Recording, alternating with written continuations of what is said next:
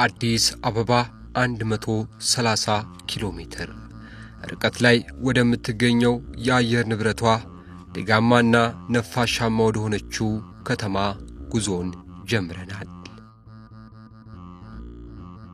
ወዴት ካላችሁን ዛሬ የምናስተዋውቃችሁ ደብር መገኛ በአገራችን የነገስታት ታሪክ ትልቅ ስፍራ የሚሰጣት የበርካታ ቅርሶች መገኛ የባለ ብዙ ድርብ ታሪክ ባለቤት የሆነችው በቀደመ ስሟ ስለ መልካም መስተንግዷና እንግዳ ተቀባይነቷ ደብረ ኢባ ስለተባለችው መለስ ሲልም የብርሃን አምባ ወደ ወረደባት ደብረ ብርሃን ከተማ ነው።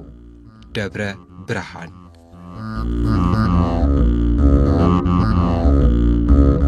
ደብረ ብርሃን በአፄ ዘርዓ ያዕቆብ ዘመነ መንግስት በ1446 ዓመተ ምህረት እንደተቆረቆረች ይነገራል። ስያሜዋንም ያገኘችው በ1446 ዓመተ ምህረት በክርስትና ሃይማኖት ካህናትና ደቂቀ እስጢፋኖሳውያን በሚባሉ ወይንም በዘመኑ አጠራር እስጢፋኖሳውያን በሚል መጠሪያ የሚታወቁት ተከራካሪዎች ባስነሱት ሃይማኖታዊ ክርክር መነሻ እንደሆነ በአፈ ታሪክ ይነገራል።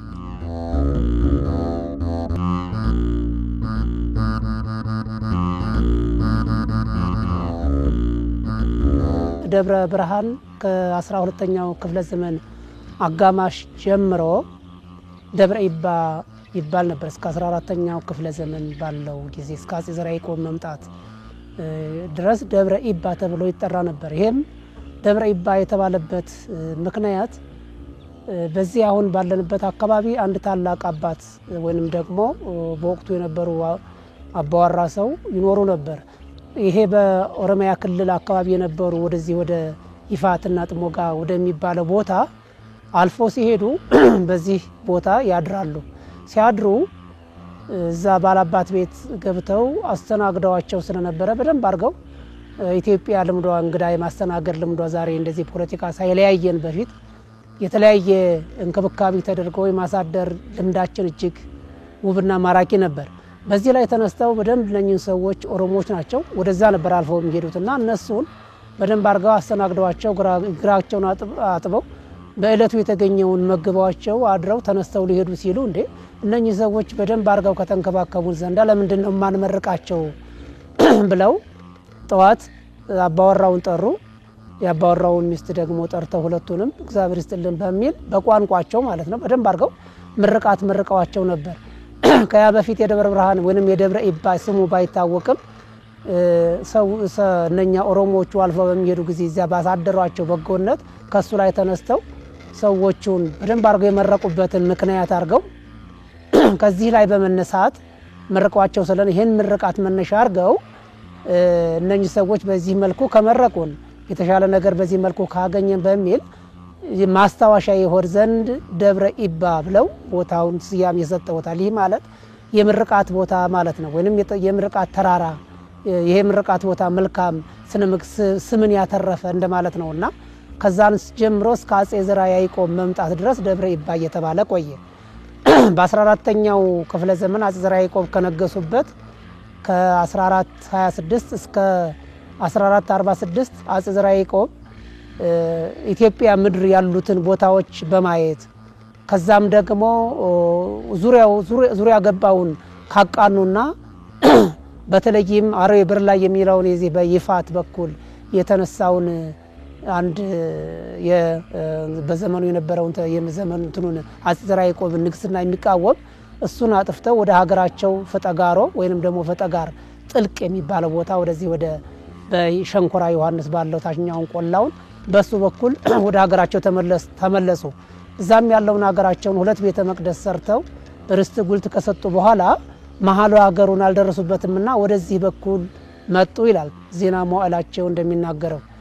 ወደዚህም ሲመጡ ፈለገ ወአደ ወፈለገ ወራሪ ወበጽሐ ምድረ ኢባ ይላል ዜና መዋዕላቸው። ይሄንን ፈለገ ወራሪ መሐሉን ስትመጡ ከተማዋን መሐል ላይ የሚከፍል ታላቅ ወንዝ አለ። እሱን ተሻግሮ አሁን አለንበት እዚህ ቅድስት ቦታ ላይ ደረሰ። በዚህም ከቦታው ለምለምነት የተነሳ በወይራና በጽድ የተከበበ በልዩ ልዩ እጽዋት የተከበበና በጣም እጅግ መልካም ቦታ ስለነበረ በዘመኑ እንደዛሬ በተለያየ መልኩ ሳይራቆት እጅግ መልካሙ ቦታ ስለነበረ በዚህ ከተማ ይኖር ዘንድ ወደደ ነው የሚለው። መጋቢት 10 1446 ዓመተ ምህረት ረዘም ላለ ጊዜ ምናልባትም ለቀናት የቆየ ቦግ ያለ ብርሃን ከሰማይ ይወርዳል። የብርሃኑ መውረድ ለእስጢፋኖሳውያን ስተተኛነት ለካህናቱ ደግሞ ትክክለኛነት ምስክር ነው በሚል በአንዳንዶች ተተርጉሟል። በሌሎች ዘንድ ደግሞ ይህ ሳይሆን በንጉሱ ቅጣት የተነሳ ነው የሚሉ መሳቢዎች አልታጡም። ስለዚህም የብርሃኑ መውረድ ተከትሎ ንጉስ አጼ ዘርዓ ያዕቆብ የስፍራውን ስም ደብረ ብርሃን የብርሃን አምባ በማለት ሰይመውታል። ከዛን በኋላ እዚህ ድንኳኑ ተክሎ ተቀምጦ ሳለ በዛን ዘመን ለማርያምና ለመስቀል የጸጋ ስግደት አይገባም የሚሉ ደቂቀ እስጢፋኖሳውያን ተነሱ ነው የሚለው። በዚህ ምክንያት ላይ እሱ እነኝን ሰዎች ጠራ። ከዛም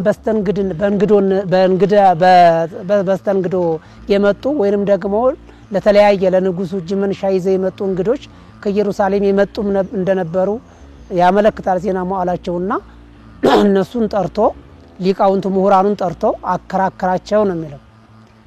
በዚህ ጊዜ አከራካሪው አንዱ አባ ጊዮርጊስ ዘጋስጫ እንደሆኑም አባቶች በታሪክ ያስረዳሉ። ዜና መዋዕላቸው ግን ምሁራኑ ሊቃውንቱ ሰብስቦ አከራከራቸው ነው የሚለውና በዚህ ጊዜ ሲከራከሩም ከብሉያት ከሐዲሳት እያውጣጡ ለማርያምና ለመስቀል የጸጋ ስግደት እንደሚገባ ለፈጣሪ ደግሞ የአምልኮ ስግደት እንደሚገባ ካስረዷቸው በኋላ እናንተም እንደዚሁ ከብሉያትና ከሐዲሳት እያውጣጣችሁ ያመጣችሁ ይሄ አይገባም ለምትሉት የጸጋ ስግደት አይገባም ብላችሁ የምትሉ ከሆነ ከዚህ ላይ ተነስታችሁ እናንተ ማስረዱን አሉ። አይኛስ ከመጽሐፍ አላገኘንም መምራችን እንዳስተማረን እንጂ ከመጽሐፍ አላገኘንም አሉ። አይሄማ ከሆነ እንግዳው እናንተ ከመጽሐፍ ያላገኛችሁትን ህዝቡን የምትሉና እንደዚህ የምታደርጉ ከሆነ ተገቢነት የለውም ማግባብ አይደለም ብለው ለጊዜው በቅጣት እንዲታለፉ ሆኗል። ቅጣት ስንል የአካል ቅጣት እቺን ያፍንጫቸውን ጫፏንና የመላሳቸውን ጫፏን ተቆርጠው ከዛ በኋላ ይሄን እንደምሳሌ እንደመቀጣጫ ሆኖ ሌላው በዚህ መልኩ እንዳይሳተፍ አርገዋቸዋል። ይሄን የሚሆነበት ከመጽሐፍ ያላገኙት በመሆኑ ነው።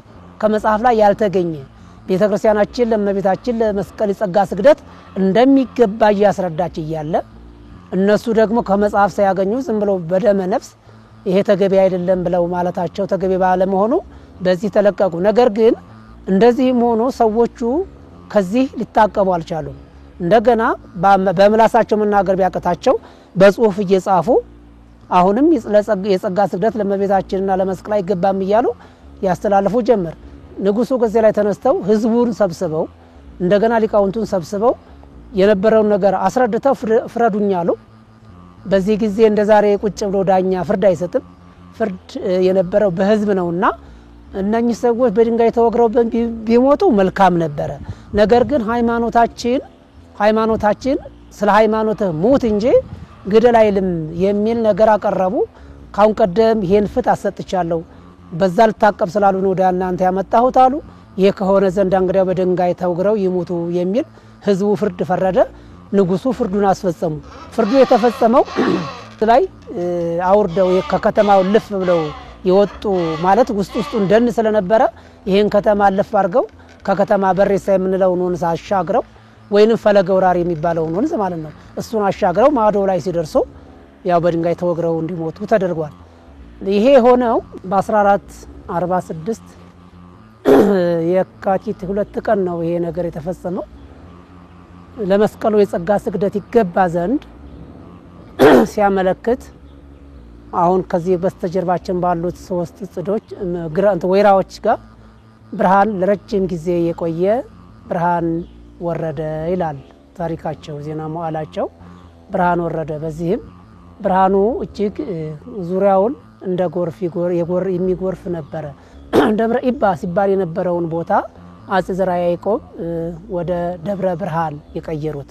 ደብረ ኢባ የነበረውን ብርሃኑ ለረጅም ጊዜ በመቆየቱ ሌትና ቀኑም አይለይም ነው የሚሉት አባቶች። ሌቱም ቀኑም አይለይም ነበርና ይሄንንም ደግሞ ለመነሻ የሚሆን እንደ ኦርቶዶክስ ተዋሕዶ ቤተክርስቲያን ስለ መስቀሉ ነገር ይላልና ተአምረ ማርያም ላይ ማየት ይቻላል። በደንብ አርጎ ያብራራዋል። እዛም አካባቢ ላይ በደንብ አድርጎ ማየት ይቻላል። በዚህ ምክንያት ደብረ ብርሃን ብለው ስያሜ ሰጥተውታል። ይህ ማለት ደብረ ብርሃን ለምን ተባለ ሲባል የብርሃን አምባ የብርሃን ተራራ ወይንም ደግሞ ታላቅ የሃይማኖት ሀገር ማለት ነው። ሌላ የተለየ ነገር የለውም።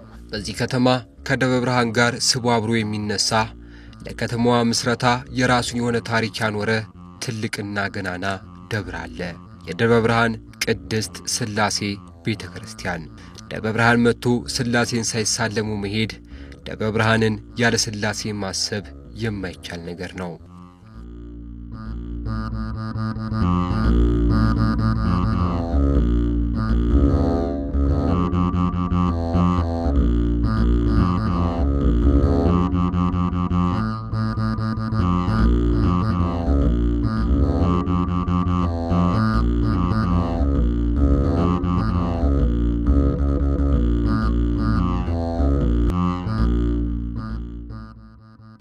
የደብረ ብርሃን ቅድስት ሥላሴ የቀደመ ስሙ ኢየሱስ ቤተክርስቲያን ተብሎ ይጠራ እንደነበረ በአገራችን ኦሪት ይሰዋባቸው ከነበሩ የጥንት አብያተ ክርስቲያናት ግንባር ቀደም የነበረ መሆኑን ይነገራል።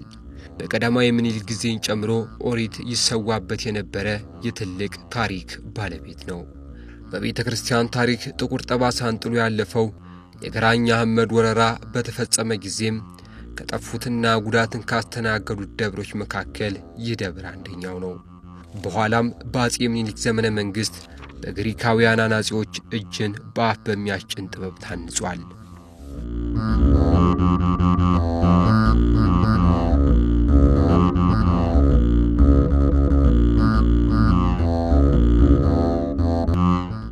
ንጉሥ ወሰን ሰገድ ያንኮበሩ ደብረ ሊባኖስን አድሶ ሲመለስ የቅድሚያቴ ቦታ ኢየሱስ ወይንም ደብረ ብርሃን የት ነው ብሎ ጠየቀ ይላሉ። ያው ተጠየቀ፣ ቦታውን አሳዩት፣ ፍርስራሹን አገኘ። በዚህ አሁን ሥላሴ ባሉበት ቦታ ላይ መስቀልያ ቤተክርስቲያን ሰርቶ በመሃሉ ሥላሴን ካንድ ክንፉ ላይ እመቤታችንን አንድ ክንፉ ላይ መስቀልን አስገብቶ እስከ 1887 ድረስ በዛ መስቀልያ ቤተክርስቲያን አምልኮተ እግዚአብሔር ሲፈጸምበት ቆይቷል። ነገር ግን ያው ጊዜ የተለያዩ ቤተክርስቲያኖች በተለያየ በመልካም ስራና በመልካም ግንባታ ሲያስገነቡ አጼ ምኒልክ እዚህ የነበረው አዛዥ ወልደ ጻድቅ የሚሏቸው አንድ ታላቅ አባት ነበሩ። ሄደው አሳሰቧቸውና እንዲህ ነው ደብረ ብርሃን ቅድስት ሥላሴ እና እንደዚህ ያለ መልኩ በመልካም ሁኔታ እንዲህ ብርሃን ይወረደበት ታላቅ ቦታ ነውና ያንጹልኝ አሏቸው። እሺ ብለው እሳቸው ቦታውን እንዲያጸዱ እንዲያመቻቹ ላኳቸው እና እሺ ብለዋቸው እሳቸው ደግሞ አናጺያኑን እስኪያዘጋጁ ያለ አንዳንዴ ሰይጣን መጥፎ ነገሮች ላይ በሰዎች ላይ ያድሮ መጥፎ ስራ ይሰራል። ባህታዊ መሰል ሰው ይሄድና አጼ ምኒልክን እንደ ንጉስ የደብረ ብርሃን ሥላሴን ካፈረሱ እኮ እርሶ ጊዜዎት ያጥራል አላቸው። እንዲህማ እንዴት ይሆናል? እኔ ቤተክርስቲያን አሳምሬ ለመስራት ነው እንጂ እድሜን ለማሳጠር ነው ወይ? ያማ ከሆነ አይፍረስብኝ ብለው እንዳይፈርስ መልእክተኛ ሊልኩ ሲሉ ይሄንን የሰማ ቀድሞ መጥቶ እዚህ ላሉት አዛዥ ወልደ ጻድቅ አረ እንዲህ ያልዎትን እንደዚህ ነገር ሊያግደውት ነው ቶሎ መፍትሄ ይፈልጉ ሲሏቸው እዚህ የነበሩት አዛዥ ወልደ ጻድቅ ቶሎ ብለው ሳሩን ከላይ ገፈው ቆዩአቸው። በኋላ ልክ ቤተክርስቲያኑ ራቁትን ሆኖ አገኘው። ያንኛው መልእክተኛው ሲመጣ የለም ንጉሱ እንዳይፈርስ ብሎታል አሏቸው። ንጉስ የተናገረው አይመለስ አኬ የተባለ መልአክ አይላስም እንዴት ይሆናል ብለው ተነስተው ሄዱ። አጼ ምኒልክ ያለውን ነገር ነገሯቸው። ፈቅደውልኝ ሄጄ ቤተክርስቲያኑን ካፈረስኩት በኋላ እንዴት ደግሞ አይፈርስም ይሉኛል አሏቸው። ፈረሰ ያለው አው ፈርሷል።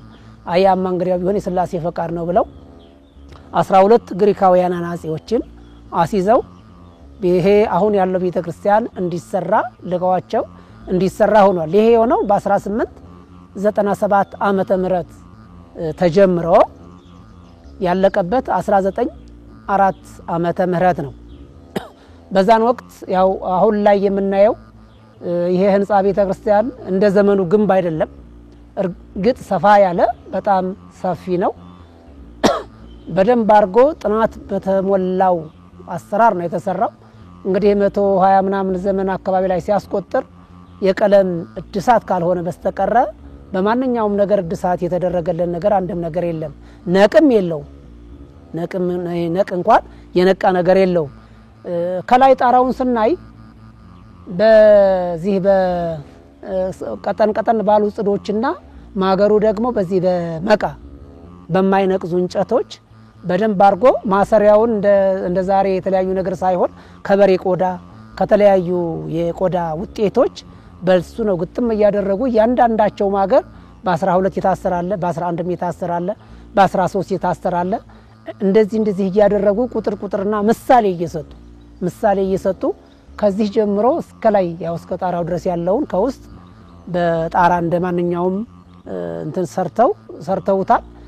ከላይ ነው እንግዲህ ደግሞ ሌላውን ቆርቆሮውን ከላይ የተከደነው ለብቻው ነውና ከታችኛው እንትን ጋራ ልዩ የሚያደርገው ካሁን ካሉ ቤተ መቅደሶች ልዩ የሚያደርገው ውስጡ ምናልባት የለም ማለት ያለ ሌላም ቦታ ሊኖር ይችላል ይሄ መሰል ነገር ግን እጅግ ግዙፍ ሰፊና ከውስጥ ስናየው ደግሞ አሰራሩ እጅግ ልዩ ነው።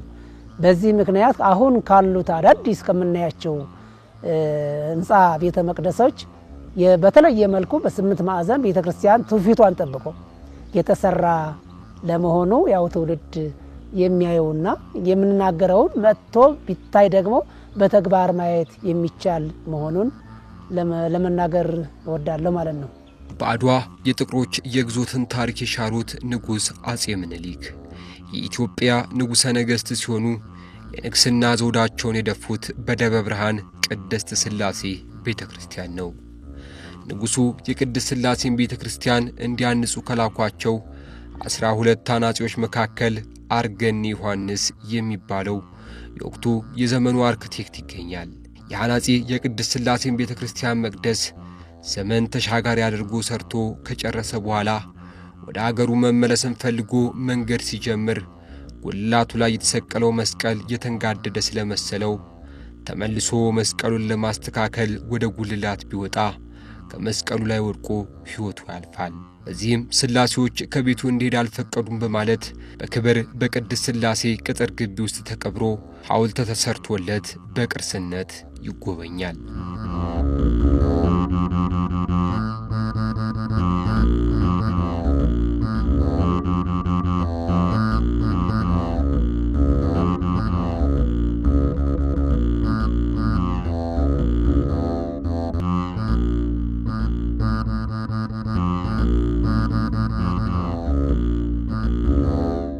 ቀደም ሲል ያጼ ዘርዓ ያዕቆብ ንግስናቸው ከዚሁ ባራቀ ነው የንግስናቸው ቦታ።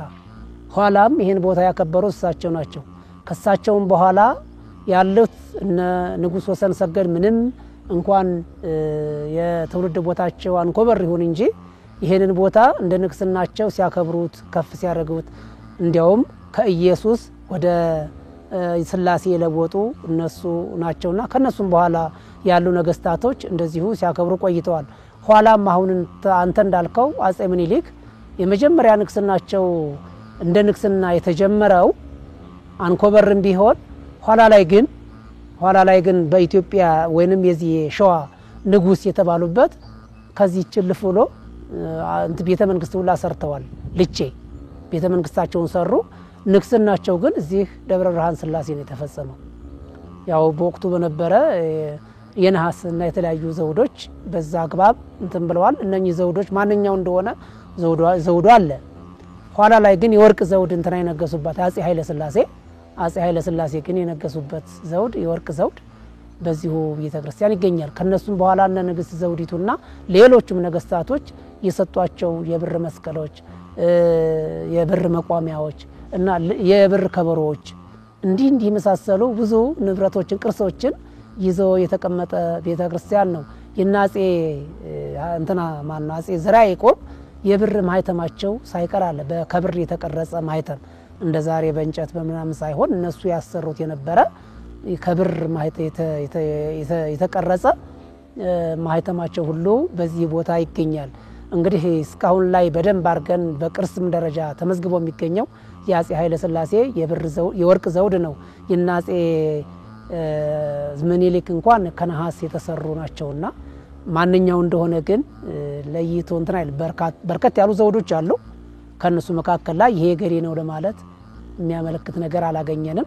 የዚህኛው ግን የንጉስ ኃይለ ሥላሴ ግን አለ። የደብረ ብርሃን ቅድስት ሥላሴ ቤተክርስቲያን ከመጣበት ብዙ ታሪክ አንፃር እድሜ ጠገብ በመሆኑ የቤተ መቅደሱን ታሪካዊነት ጠብቆ ማስቀጠል ግድ ይላል።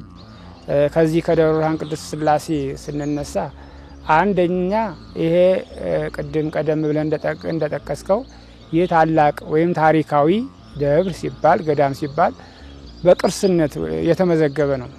በቅርስነት የተመዘገበና ቅርስ ተደርጎ በዚህ በቅርስ ጥበቃ ሚኒስቴር ስር ከተመዘገቡ ቅርሶች አንዱ የደብረ ብርሃን ቅድስት ሥላሴ ቤተክርስቲያንና በስሩ ያሉት ታሪካዊነት ያላቸው ቦታዎች ናቸው። እና ቅርሱን በተመለከተ የታላቅና ግዙፍ ህንጻ ጣራው ብዙ የማፍሰስ ችግር ገጥሞት ነበረ። ይሄንን በ2016 ተጀምሮ 2016 መጨረሻ አካባቢ ድረስ ይሄ መታየው ጣራ በአሁኑ መልኩ እንደዚህ አምሮና ተውቦ የተሰራው ከልማቱ ዘርፍ የሚመደብ ነው። ምንም እንኳን የቅርስ ጥገና ኮሚቴ ራሱን የቻለ ቢኖረውም በበላይነት ይሄንን ኮሚቴ የሚቆጣጠረውና የሚያስተዳድረው ደግሞ ማነው? ሰበካ ጉባኤው ነው ወይም አስተዳደሩ ነው ማለት ነው። ማቴሪያሉን ሁሉ የተባለውን በባለሙያ ተጠንቶ የቀረበውን የተጠየቀውን ማቴሪያል በማቅረብ ይሄ የማደስ ወይም ጣራውን የማስተካከል የተንሸራተተ ቆርቆሮ ሁሉ ነበረ፣ ያንን የማስተካከል እንደውም ቀደም ሲል ደግሞ የተመታበት ምስማር እጅግ ትላልቅና አናቱ ምንም ጠባብ የሆነ በመሆኑ በዛ በመስማሩ አካባቢ ነበረ ብዙ ዝናብ ወደ ውስጥ ሲገባ የነበረው። ባለሙያዎቹ ይህንን በመጠበብ ምስማሮቹን በሙሉ ከጣራው ላይ አሁን ያለው የምታየው ቆርቆሮ በሙሉ ምስማሩ ዙሪያውን በፊት የነበረው ተነቅሎ በምንድን የተቀየረው? በቡለን የታሰረው። አሁን ቆርቆሮው በቡለን ታስሯል ማለት ነው። ይሄን ለማድረግ በጣም ከፍተኛ ኮስት ነበረው፣ ወጪ ነበረው። ይሄን ሁሉ ወጪ የሸፈነችን እቺ በአሜሪካን አገር የምትገኝ እህታችን ጽጌ ማርያም ናት ማለት ነው።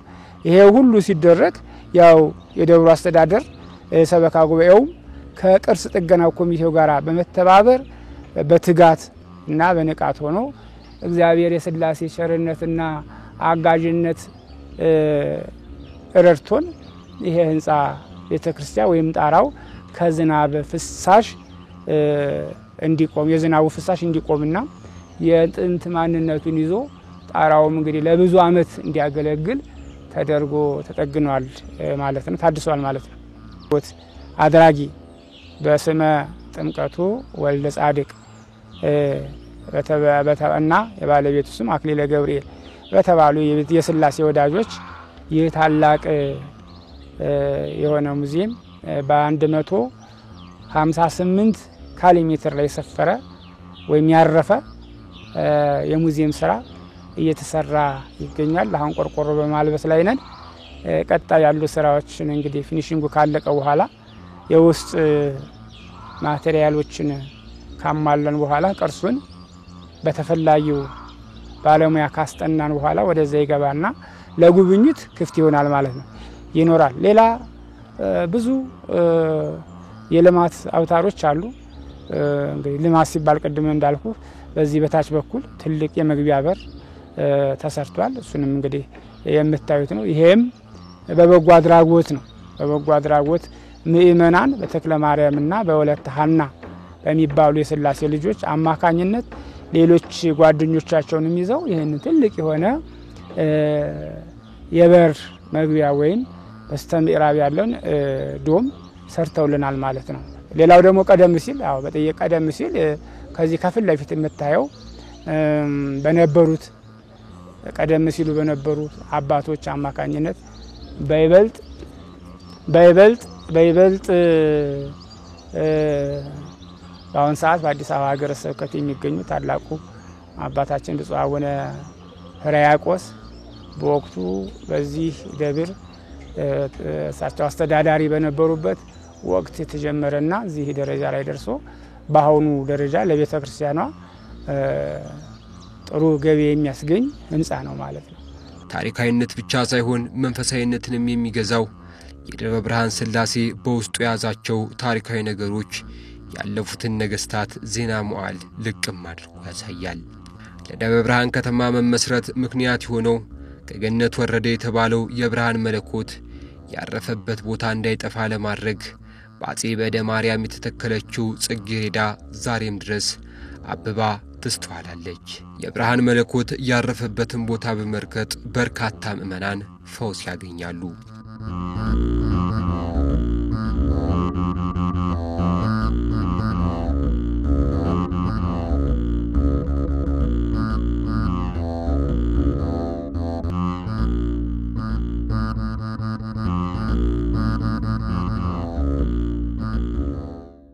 የደብረ ብርሃን ቅድስት ሥላሴ ባለው ሰበካ ጉባኤ በስሩ 3 አብያተ ክርስቲያናት ይተዳደራሉ። ከነዚህም መካከል የአንሳስ መንበረ ብርሃን ቅድስት ማርያም ቤተክርስቲያን ትገኛለች። ይህች ቤተክርስቲያን አመሰራረቷ አብዛኛውን ክፍል ከደብረ ብርሃን ሥላሴ ታሪክ ጋር ይጋራል። ዳግማዊ ግሸን ማርያም ተብላም ትጠራለች። አቀማመጧ ግማደ መስቀሉ ካረፈበት የግሸን ደብረ ከርቤ ተራራ ጋር ተመሳሳይ በመሆኑ ይስያሜ ተሰጥቷታል። በስሯም በርካታ የልማት ስራዎች ይሰራሉ። ሌላው እንግዲህ በአራተኛ ደረጃ ላይ ያለችው አንሳስ መንበረ ብርሃን ቅድስት ማርያም ቤተክርስቲያን ናት። አንሳስ መንበረ ብርሃን ቅድስት ማርያም ከደብረ ብርሃን ሥላሴ የምትለይ አይደለችም። ሁለቱ ታሪካቸው ተያያዥ ነው። እሷ ይሄ ደብረ ብርሃን እሷ ደግሞ መንበረ ብርሃን ተብላ ትጠራለች። እንደውም በአሁን ሰዓት ቀዳማዊት ግሸን ተብላ ትጠራለች። እቺ ቦታ ቀዳማዊት ግሸን። ይሄም የተባለበት ምክንያት ግማደ መስቀሉ አረፈበት የሚባለው ተራራ አንሳስ መንበረ ብርሃን ነው። እንደምታዩት ከላይ ሆነ ቁልቁል ስንመለከተው መስቀላማ ነው ተራራው፣ መስቀላማ ነው። እዛ ተራራ ላይ እንግዲህ የጌታችን የአምላካችን የመድኃኒታችን የኢየሱስ ክርስቶስ ግማደ መስቀል በቦታው ላይ እንደነበረ የታሪክ መዛግብትና ወይም ታሪኩን የሚያውቁ ሊቃውንት ይመሰክራሉ ወይም ያስረዳሉ። በዚህ መልክ ያለች ታላቅ ገዳም ናት፣ ታላቅ ደብር ናት። አገልግሎቱን በተመለከተ ከዚህ ከደብረ ብርሃን ቅድስት ሥላሴ ቤተክርስቲያን ባልተናነሰ መልኩ በበለጠ እንጂ ባልተናነሰ መልኩ አገልግሎቱ በዚህ ቤተክርስቲያን ላይ ይከናወናል ማለት ነው። እንግዲህ ከልማት ዘርፍ አንዱ የአብነት ትምህርት ቤት ነው። በአንሳስ መንበረ ብርሃን ቅድስት ማርያም ዙሪያውን በግምት በአሁን ሰዓት ከ8000 እስከ 10000 የሚደርስ የአብነት ተማሪዎች ይገኛሉ። በዋህድ ዋህድ ተተባሐሉ አንጃይ በዋህድ ዋህድ ለዋህድ ዋህድ ለዋህድ ዋህድ ወቀመራ ለዋህድ ዋህድ ወቀመራ አንስት ዘሃሎ የተፋጽም በአባክ ተወርዛዊ ዘመን ተወርዛዊ እድሜ ሃሎ ይቤሎ ለኪሮስ ሳይራ አንስት ዘሃሎ ለዘወርቃ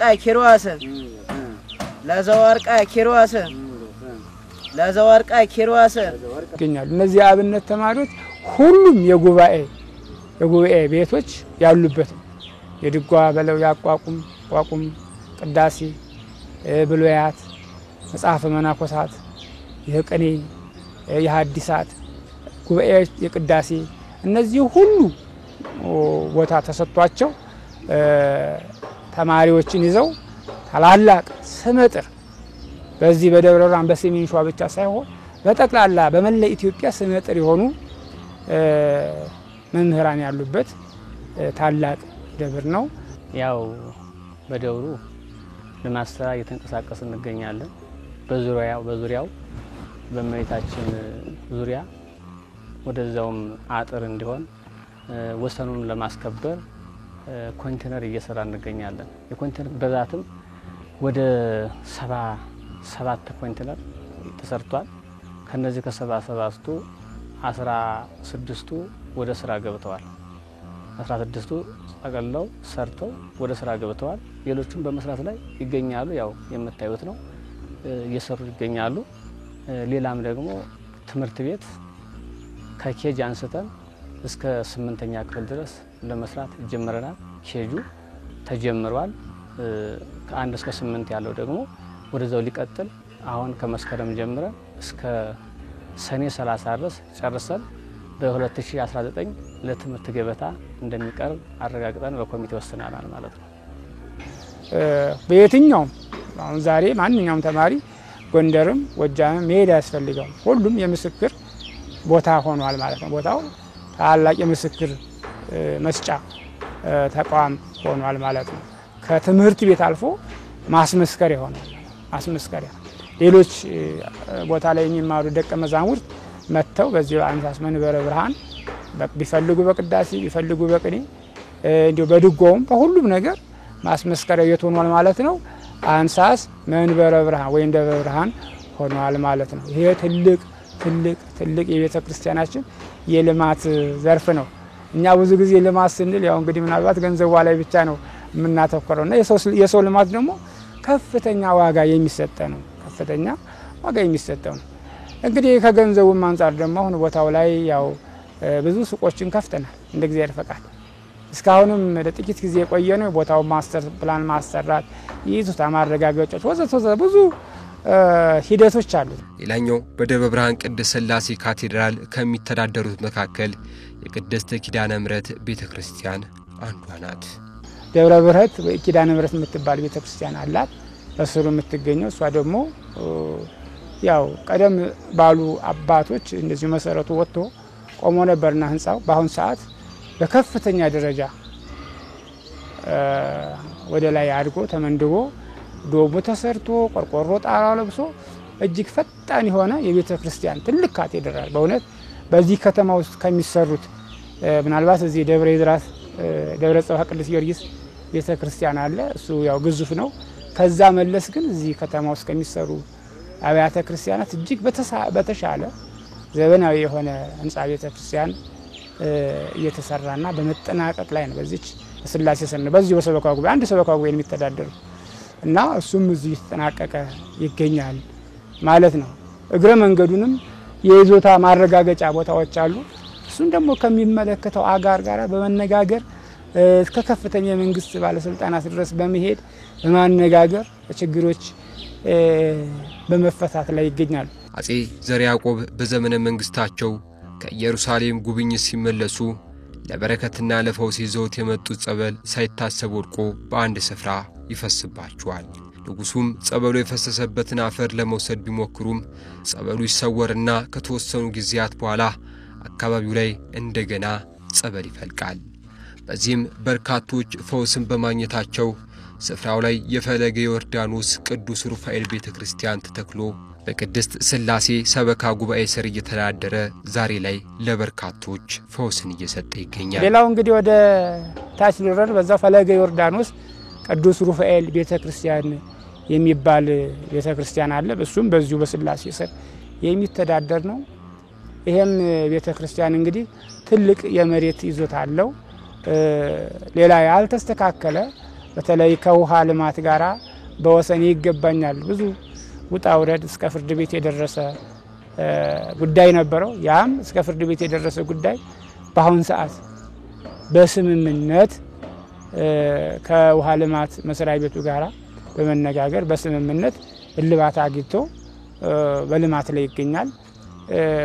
እዛ ቦታ ላይ እጅግ ታላቅ የሆነ ብዙ ፈውስ ያለው ብዙ ሰዎች ድህነት ያገኙበት ፈለገ ዮርዳኖስ ይባል ጸበል አለ። ታሪኩ ረጅም ነው። በአጼ ዘርዓ ያዕቆብ ዘመነ መንግስት አጼ ዘርዓ ያዕቆብ ከኢየሩሳሌም ይዘውት የመጡት ጸበል እዛ ቦታ ፈሰሰ፣ ተሰወረ። በኋላ ዘመን ያ ጸበል ፈልቆ በአሁን ሰዓት ትልቅ የፈውስ መድኃኒት ሆኖ ብዙ ህሙማን እየመጡ በዚህ ቦታ ላይ እየተፈወሱበት ይገኛል። ስለዚህ ይሄ ቦታ እጅግ አስቸጋሪ ወደ ወንዝ የተጠጋም ስለነበረ መጠመቂያ ቤቱ በጣም አነስተኛ ነበር። በአሁን ሰዓት ግን ከ37 በላይ የመጠመቂያ ክፍሎችን ሰበካ ጉባኤው ቦታው ላይ ያለ የልማት ኮሚቴ በመተባበር በጎ አድራጎት የሚያደርጉ የቤተ ክርስቲያን ልጆች በማስተባበር ወደ 37 የሚደርሱ ክፍሎች ተሰርተው እጅግ ሰፊና አመርቂ የሆነ አገልግሎት በቦታው ላይ እየተፈጸመ ነው። አንዳንድ የይዞታ ማረጋገጫ ያልተሟሉ አሉ። እነሱ እንደተሟሉ በቀጥታ የመሰረት ድንጋይ በማኖር በቀጥታ ወደ ህንጻ ቤተ ክርስቲያን ነው። ለምን አሁን ያለው መቃኞ ነው እንጂ ህንጻ ቤተ ክርስቲያኑ አልተሰራ።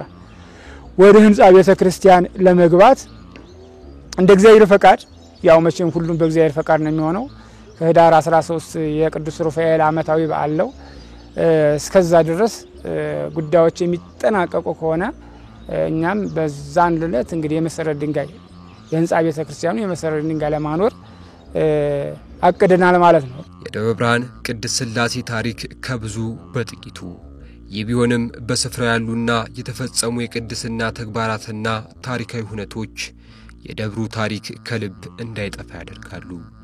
ቅድስት ሥላሴ በነገስታት ብሎም በሀገራችን ታሪክ ትልቅ ቦታ በሚሰጣት ደብረ ብርሃን ከተማ እምብርት ላይ የተቀመጠ የታሪክ ማህደር ሆኖ ለዛሬው ትውልድ ደርሷል።